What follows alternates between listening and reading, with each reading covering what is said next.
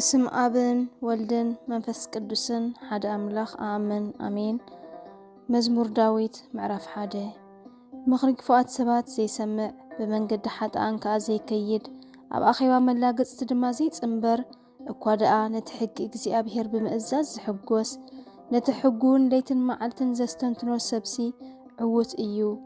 نسو كم تافري أب بقوانو اتهب قوز لا زي نقص أوسن وحزماي ዝተተኽለት ኦም እዩ ዝገብሮ ኩሉ እውን ይሰልጦ እቶም ክፉኣት ሰባት ከም ትንፋስ ዝብትነብቑ እዮም እምበር ከምዚ ኣይኮኑን ንኽፉኣት ሰባት እግዚኣብሔር ክኹንኖም እዩ ሓጥኣን እውን ኣብ ማሕበር ጻድቃን ኣይክቖሙን እዮም ከመይ እግዚኣብሔርን ጻድቃን ይመርሖምን ይሕልዎምን እዩ ክፉኣት ሰባት ግና ክጠፍኡ እዮም ሃሌልያ ለኣብ ሃሌልያ ለወልድ ሃሌልያ ለመንፈስ ቅዱስ መዝሙር ክልተ ስለምንታይ እዮም ኣህዛብ ዝዓሉ ሕዝብታት እውን ከንቱ ምኽሪ ዝኣልሙ ነገሥታት ምድሪ ተንስኡ መሳፍንቲ ኸኣ ምስኦም ሓቢሮም ኣብ እግዚኣብሔርን ኣብቲ ንሱ ዝሓረዮ ንጉስን ክፉእ ይኣልሙ ኣለዉ ካብ ግዝኣቶም ሓራ ንኹን ነርዑቶም እውን ካባናን ደርብዮ ድማ ይብሉ ኣለዉ እቲ ኣብ ሰማይ ዝነብር ይስሕቆም እግዚኣብሔር የላግጸሎም ሽዑ ተቖጢዑ ይግስጾም ብነድሩ ኸኣ የፈራርሆም ኣነ ኣብ ጽዮን ኣብቲ ቅዱስ እምባይ ንንጉሰይ ሸመኽዎ ካይብል እቲ ንጉስ ከም ዝበለ እቲ እግዚኣብሔር ዝበለኒ ክእውጅ እየ እግዚኣብሔር ንስኻ ወደይ ኢኻ ኣነ ለመወለድኩኻ ለምነኒ ኣነ ኸኣ ኣሕዛብ ንርስትኻ ምድሪ ብምልእታ ድማ ንኣኻ ክህበካ እየ ንስኻ ኸኣ ብበትሪ ሓፂን ክትቅጥቅጦም ከም ኣቕሓ ሰራሕ መሬት ድማ ክትሰባብሮም ኢኻ በለኒ እምበኣርስ ኣቱም ነገሥታት ለብሙ ኣቱም ገዛእቲ ምድሪ እውን ተኣረሙ ንእግዚኣብሔር ብፍርሃት ኣገልግልዎ ብራዕዲ ኸኣ ክስገድሉ ኩርኡ ቐልጢፉ ይነድድ እዩ እሞ ከይኩሪ ብሃንደበት ከይትጠፍኡሲ ንወዱ ተሳለምዎ ኣብኡ ዝምዕቆቡ ዘበሉ ኩሎም ዕዉታት እዮም ብፁዓን እዮም ሃሌልያ ለኣብ ሃሌልያ ለወልድ ሃሌልያ ለመንፈስ ቅዱስ መዝሙር ሰለስተ ኦ እግዚኣብሔር ጸላእተይ ብዙሓት እዮም እቶም ኣባይ ዘለዓሉ ብዙሓት እዮም ኣምላኽ ኣይድሕኖን እዩ እናብሉ ብዛዕባ ይዛረቡ ኣለዉ ንስኻ ግና ኦ እግዚኣብሔር ዋልታይ ኢኻ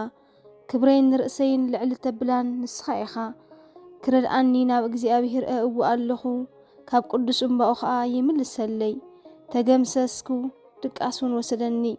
እግዚኣብሔር ይድግፈኒ ስለ ዘሎ ኸኣ ተንሳእኩ ካብቶም ብኹሉ ወገን ዝኸቡኒ ኣላፋት ኣሕዛብ ኣይፈርህን እየ ኦ እግዚኣብሔር ተንስእ ኦ ኣምላኽ ያድሕነኒ ንመንጋጋ ኩሎም ጸላእተይ ስበሮ ንኣስናን ክፉኣት ሰባት እውን ድቖሶ ምድሓን ካብ እግዚኣብሔር እዩ ዝመጽእ ኦ እግዚኣብሔር ንሕዝብኻ ባርኽ ሃሌሉያ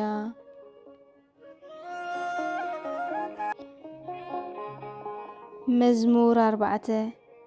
ጻድቕ ዝኾንካ ፍትሒ እተውጻለይ ኣምላኸይ ናባኻ ኽምህለል ከለኹ መልሰለይ ብጸባ ርሒብካለይ ኢኻ ሕጂ ኸኣ ደንግጸለይ እሞ ጸሎተይ ስማዕ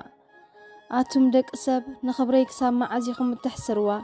ክሳብ መዓዝከ ኢኹም ንኾንትነት እትፈትውን ንሓሶት እትስዕቡን እግዚኣብሔር ግና ንጻድቑ ከም ዝሓረዮ ፍለጡ ናብኡን ተጠራዕኩ ከም ዝሰምዓኒ እውን ፍለጡ ሽሕ እኳ እንተተቖጣዕኹም ኣይተኣብሱ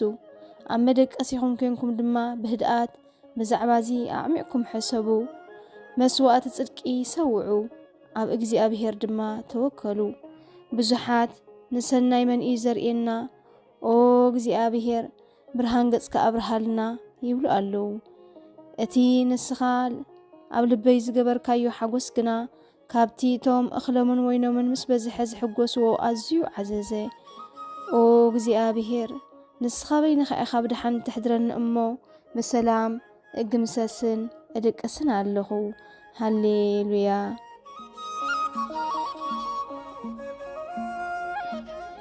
መዝሙር 5 ኦ እግዚኣብሔር ንቓላተይ ጽምበሎ ንእህታይ እውን ኣስተብህለሉ ኦ ንጉሰይን ኣምላኸይን ናባኻ እጽልእ ኣለኹ እሞ ንድምፂ ኣውያተይ ኣድህበሉ ኦ እግዚኣብሔር ኣንጊሂካ ንድምፀይ ትሰምዖ ኢኻ ኣነ ኸኣ ኣንጊሄ ናባኻ እምህለል ኣለኹ እሞ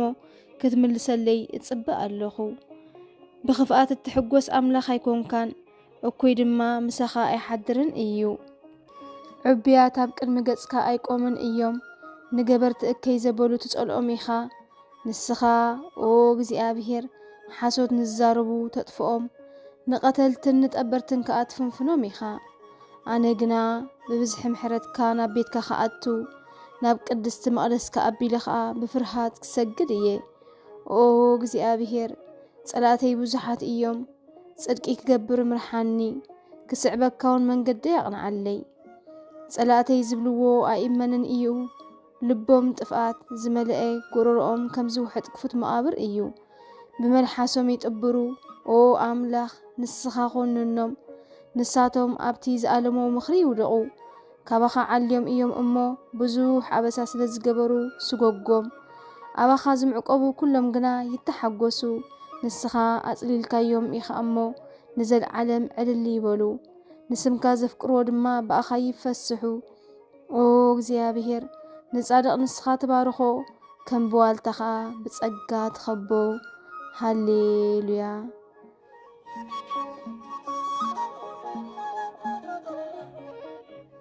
መዝሙር 6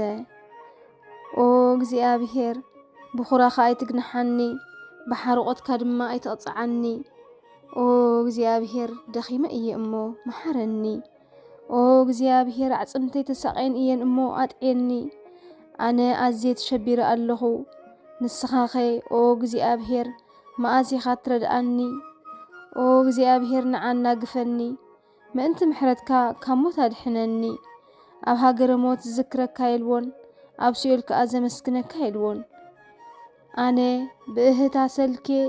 ለይተለይቲ ንመደቀሰይ ብንብዓተ ርሕሶ ንመንጸፈይ ከኣ ብንብዓተ ጠልቅዮ ኣለኹ ዓይነይ ብሓዘን ተባላሸዋ ብሰርኹሎም ተጻረርተይ ድማ ይደኽማ ኣለዋ እግዚኣብሔር ንድምፂ ብኻተይ ሰሚዕዎ እዩ እሞ ኣቱም ገበርቲ እከይ ኩልኻትኩም ካባይ ረሓቑ እግዚኣብሔር ንኣውያተይ ሰምዖ እዩ ንጸሎተይ ከኣ ይቕበሎ እዩ ኩሎም ጸላእተይ ክሓፍሩ ክሰዓሩን እዮም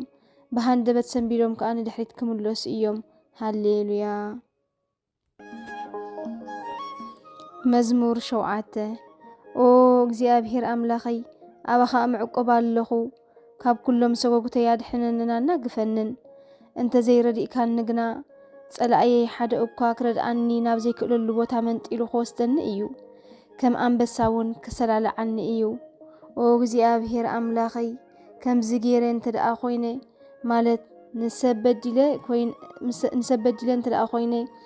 ነቲ ምሳይ ብሰላም ዝነበረይ ኣብ ክንዲ ሰናይ እከይ ፈደዮ እንተደኣ ኾይነ ንጸላእተይ ከኣ ብዘይ ምኽንያት ዓሚፀዮም እንተኾይነ ጸላእየይ ይስጎጎንን የርክበንን ቀቲሉ ኣብ ምድሪ ይርገጸኒ ንሬሳይ ከኣ ምስ ሓመድ ይጸንብሮ ኦ እግዚኣብሔር ተቖጢዕኻ ተንስእ ኣብ ልዕሊ ነድሪ ተጻረርተይ ተለዓል ንረድኤተይ ንቓሕ ፍትሕኻ ኣውፅኣለይ ስለዚ ንኹሎም ሕዝብታት ኣባኻ ኣክቦም ኣብ ልዕሊ ኩሎም ከኣ ከቢርካ ንገስ ኦ እግዚኣብሔር ንሕዝብታት እትፈርዶም ንስኻ ኢኻ ስለዚ ኦ እግዚኣብሔር ጻድቕን ንጹሕን ምዃነይ ትፈልጥ ኢኻ እሞ ፍረደለይ ሓሳብን ድላይን እትምርምር ጻድቕ ኣምላኽ ኢኻ እሞ ንኽፍኣት ሓጢኣት ኣጥፋእዮ ንጻድቕ ግና ዓስቦ ሃቦ ዋልታይ ኣምላኽ እዩ ንሱ ንቑንዓት ልቢ የድሕኖም እዩ ኣምላኽ ቁኑዕ ፈራዲ እዩ ንኽፍኣትካ ኩሉ መዓልቲ ይኹንኖም ንሳቶም እንተዘይተመለሱ ሴፉ ይስሕል ቀስቱ ኸኣ ይግትር ዝቐትል ኣጽዋር የዳሉ ዝረሰነ ፍላጻታቱ ይቕርብ እንሆ ንእከይ ግብሪ ይህንጠዩ ሕሰም ጠኒሶም ሓሶት ይወልዱ ነታ ንኻልኦት ኣዕሚቖም ዝኹዓትዋ ጉድጓድ ባዕላቶም ኣተውዋ ስለዚ ብገዛእ ክፍኣቶም ተቖጽዑ ዓመጾም ኣብ ርእሶም ወረደ እግዚኣብሔር ቅኑዕ ስለ ዝኾነ ከመስግኖ እየ ንልዑል እግዚኣብሔር ከኣ ክዝምረሉ እየ ሃሌሉያ